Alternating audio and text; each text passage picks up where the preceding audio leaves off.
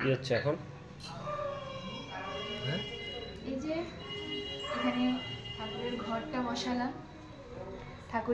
বসালাম, এই যে। আর এখন তো ঠাকুরের মুখটা খোলা হয় নাই, তো আস্তে আস্তে সব সাজাই। এই যে 5 রকমের ফল আছে, এগুলো প্লেটে সব কিছু সাজিয়ে রাখি। এদিকে সব রেডি করে রাখলে ঠাকুর মশাই এসে পুজোতে বসে যাবেন। আচ্ছা, এই যে এগুলো সব এনেছি। আচ্ছা, এগুলোকে কি যেন বলে? তিরকাঠি। এগুলো ঘরের এগুলো চারপাশে রাখবো। হ্যাঁ, আর বাদ বাকি সব জিনিস মানে রেডি করা হচ্ছে আর কি। তো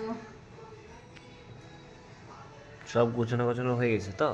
হ্যাঁ, মানে গুছানো হয় নাই, হচ্ছে এখন। ওই আচ্ছা, যে ফলগুলো, তারপরে আরো ভোগের যা যা রান্না আছে সব সেগুলো সাজাবো।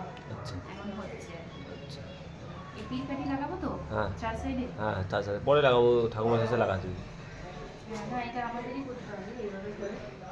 আলু, নতুন আলুর মধ্যে গেঁথে এখানে রেখে দেবো, হয়ে যাবে না?